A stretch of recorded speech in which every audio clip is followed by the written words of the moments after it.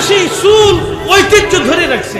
আর আমার বাঙালি গোলাপান কয়দিন পয়সা করে হইলে বিড়ি একটা সিগারেট বামাদের টাইনে বামাদের আপনার চা খাইয়া হাফ প্যান্ট করে রাস্তা দিয়ে আটতেছে ঢ্যাং ঢ্যাং ঢ্যাং ঢ্যাং করে। ও তার ঐতিহ্য বলে গেছে, লুঙ্গির কথা মনে নেই। আমাদের ঐতিহ্য বললে হবে না, প্রত্যেক জাতি তার ঐতিহ্য ধরে রাখে। আরবিয়ানরা অনেক ধনী হয়েছে, দেখেন ওদের যুবকরা জুব্বা গায়ে দেয়, ওরা প্যান্ট শার্ট পরে না। পৃথিবীর যেখানে যায় ওরা জুব্বা গায়ে দেয়, বলে জুব্বা ওদের জাতীয় পোশাক, ওদের ঐতিহ্য। জুব্বার উপরে আবা গায়ে দেয়, আবা ওদের জাতীয় পোশাক, ঐতিহ্য ওদের, ওটা ওরা গায়ে থাকবে, কিছু থাক আর না থাক জুব্বা গায়ে দেয়। জুব্বার নিচে যদি প্যান্ট নাও থাকে, খালি থাকে, তাও জুব্বা গায়ে দেয়। জুব্বা ছাড়ো না, এটা ওদের জাতীয় পোশাক।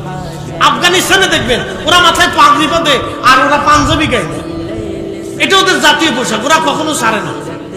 এরা জুব্বা পরে না, আফগানিরা আবার জুব্বা পরে না, আবার ফাঁকদি, বিরাট বড় বড় ফাঁকদি। আমার মতে যে ফাঁকদি থেকে নিয়েছে একটু বড় বড় ফাঁকদি ওদের মাথায়। এক এক দেশের এক এক রকম সিস্টেম আছে, সবার ঐতিহ্য আছে। মালয়েশিয়া যাবেন, মালয়েশিয়াদের জাতীয় পোশাক হচ্ছে লুঙ্গি আর শার্ট।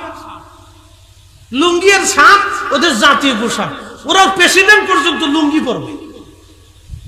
ওদের জাতীয় অনুষ্ঠানগুলিতে ওরা লুঙ্গি পরে, ওই সিস্টেমের লুঙ্গি ওরা পরে।